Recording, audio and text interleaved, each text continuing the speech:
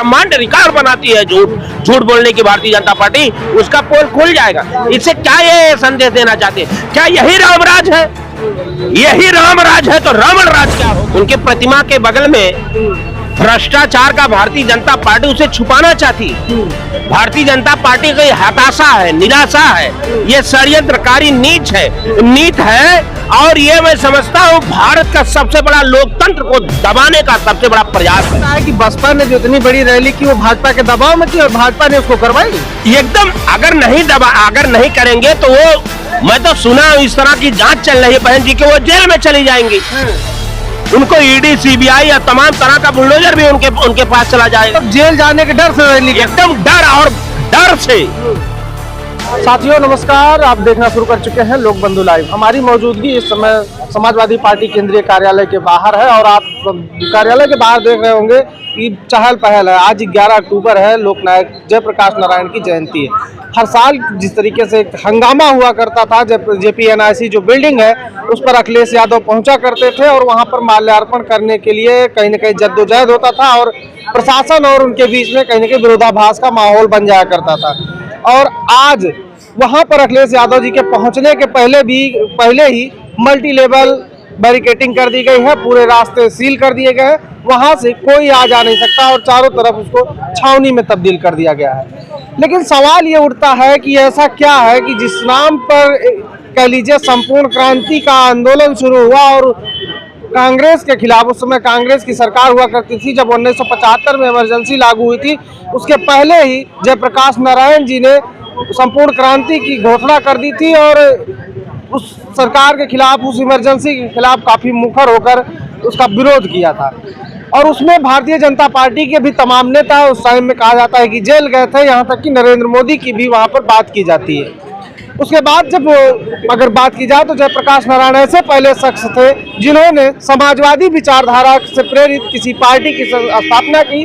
बाद में हालांकि उसको जनता पार्टी कर दिया गया, वो अलग बात है। जब आज उनकी जयंती है, एक महानायक की जयंती है और समाजवादी विचारधारा के सोच के उस महापुरुष की जयंती है, तो ऐसा क्या हुआ कि उनके नाम पर बनी इतनी भव्य बिल्डिंग पर बैरिकेटिंग कर दी गई और वहां पर उनकी मूर्ति पर जो माल्यार्पण किया जाना था उसको भी प्रतिबंधित किया जा रहा है। हमारे साथ बातचीत करने के लिए स्वामी भानु जी महाराज हैं और बाबा जी बहुत बहुत स्वागत है। आपका भी बहुत धन्यवाद, आपके दर्शकों का भी बहुत बहुत धन्यवाद। देखिए, जो आपने ये प्रश्न अभी किया है, ये इमरजेंसी के महानायक थे जयप्रकाश नारायण जी और उनके प्रतिमा पे इमरजेंसी लगाई है भाजपा सरकार।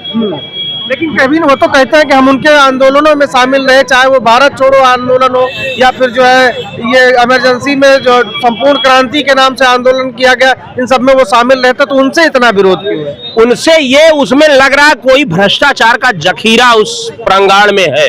उनके प्रतिमा के बगल में भ्रष्टाचार का भारतीय जनता पार्टी उसे छुपाना चाहती है। भारतीय जनता पार्टी की हताशा है, निराशा है, ये षड्यंत्रकारी नीच है और ये मैं समझता हूँ भारत का सबसे बड़ा लोकतंत्र को दबाने का सबसे बड़ा प्रयास है।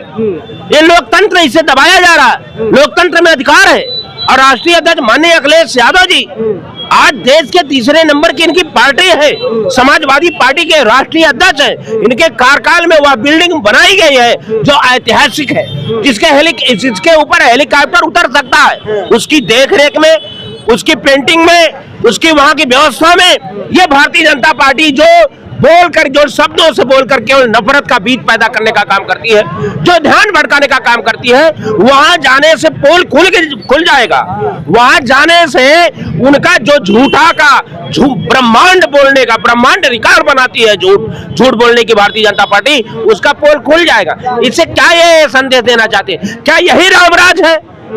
यही रामराज है तो रावण राज क्या होगा?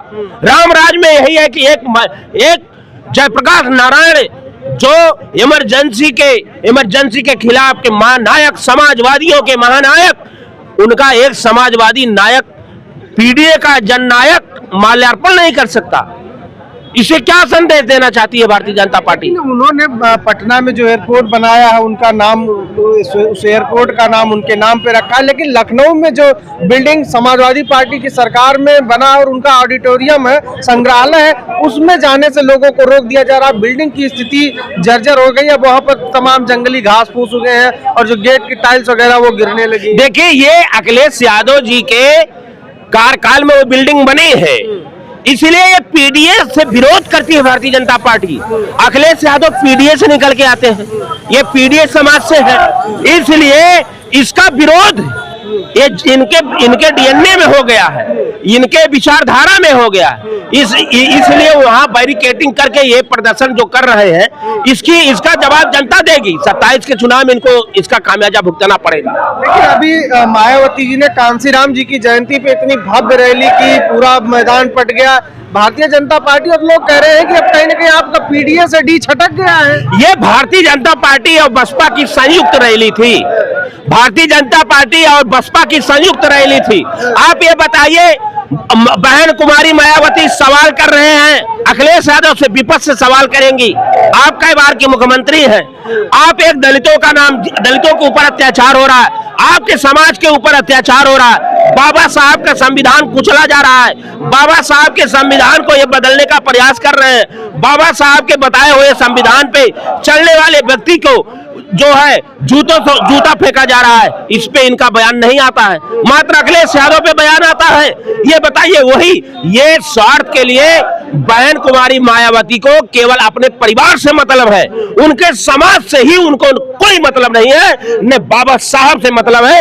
ये देश की जनता और उत्तर प्रदेश की जनता जान चुकी है, उनके जो लोग गए थे आज तमाम लोगों ने मिला है, और इस तरह से कैसे भीड़ लाई गई है ये यहाँ की जनता जान रही है। ये भीड़, ये रैली भाजपा और बसपा की संयुक्त रैली थी, ये केवल भारतीय जनता पार्टी की षड्यंत्रकारी नीति है, पीडीएस से घबरा गई है। वो तो आरोप अभी लगा रही है ना कि जब आप 2012 से 17 में सत्ता में से दलितों पर अत्याचार किया, अब आप सत्ता से बाहर हो गए तो आपको पीडीए की याद आ रही है। कोई अत्याचार नहीं है, अत्याचार अगर कोई कर रहा है तो भारतीय जनता पार्टी कर रही है।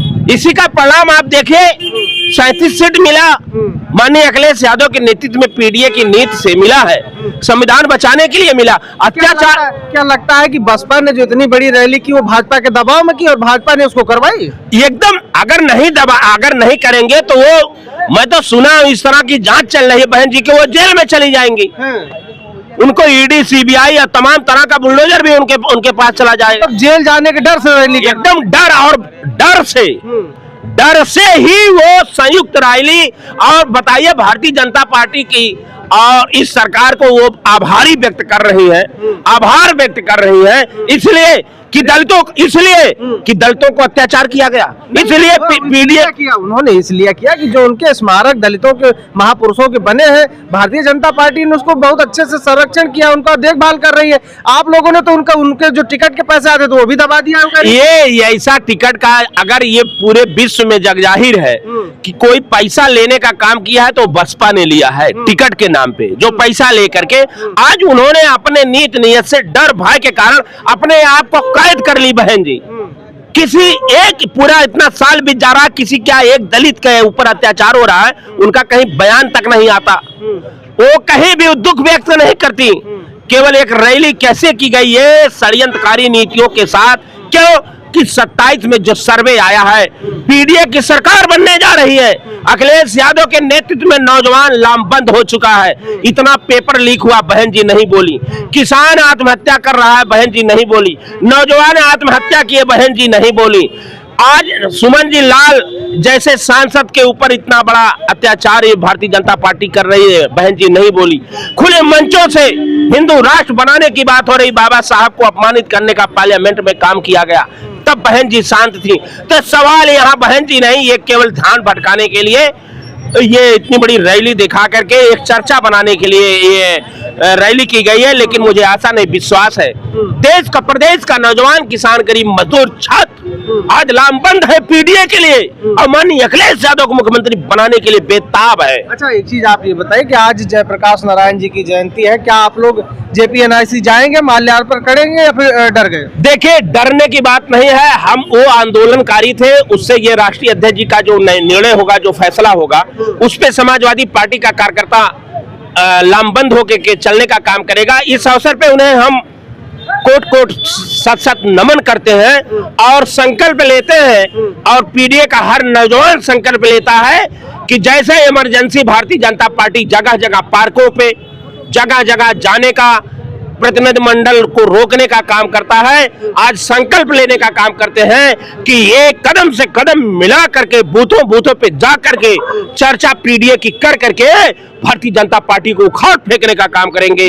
और 27 में माननीय अखिलेश यादव को मुख्यमंत्री बनाने के लिए उत्तर प्रदेश का नौजवान बाबा साहेब के संविधान को बचाने के लिए, देश के लोकतंत्र को बचाने के लिए, और इस प्रदेश में खुशहाली आए, शांति आए, सुरक्षा आए, और जो ये नफरत के नाम पे ध्यान भटकाते हैं, कहीं राम के नाम पे, कहीं कृष्ण के नाम पे, कहीं गंगा के नाम पे, कहीं ब्राह्मण के नाम पे, कहीं हिंदू के नाम पे, कहीं मुस्लिम के नाम पे, कहीं अगड़े के नाम पे, कहीं पिछड़े के नाम पे, इनको दूर करने के लिए उत्तर प्रदेश में 27 की सरकार बने, यही नौजवान संकल्प लेगा और उत्तर प्रदेश का विकास और खुशहाल तभी होगा। ठीक है, देखिए हमारे साथ स्वामी भानु जी महाराज थे, जिनसे हमारी बातचीत हो रही थी, और जयप्रकाश नारायण जी की मूर्ति पर माल्यार्पण और जो वहां का जेपीएनआईसी बिल्डिंग पर जाने का काम लगातार पिछले 2-3 वर्षों से अखिलेश यादव जी कर रहे थे। फिलहाल अभी तक कोई कार्यक्रम वहां जाने का नहीं जारी हुआ है, और आप समाजवादी पार्टी कार्यालय के बाहर देख सकते हैं तमाम युवा और तमाम समाजवादी पार्टी के नेता यहाँ इकट्ठा है, और इनका साफ कहना है कि अगर हमारे राष्ट्रीय अध्यक्ष अखिलेश यादव जी का आदेश हुआ, आह्वान हुआ, तो हम लोग जरूर जाएंगे और माल्यार्पण भी करेंगे। फिलहाल अब जो यहाँ पर जिस तरीके से विरोधाभास का एक माहौल बनाया जा रहा है, वहाँ पर बैरिकेटिंग करके, क्योंकि एक महापुरुष को इस तरीके से उनके सम्मान में, उनके जयंती के अवसर पर इस तरीके से रोकने का काम किया गया, इसको लोग लेकर काफी नाराजगी भी देखने को मिल रही है। फिलहाल पूरी खबर को लेकर और इस चर्चा को लेकर आप क्या सोचते हैं, कमेंट बॉक्स में जरूर बताइएगा। मिलते हैं किसी अन्य वीडियो में किसी अन्य मुद्दे के साथ, तब तक बने रहे लोक बंधु लाइव के साथ। नमस्कार।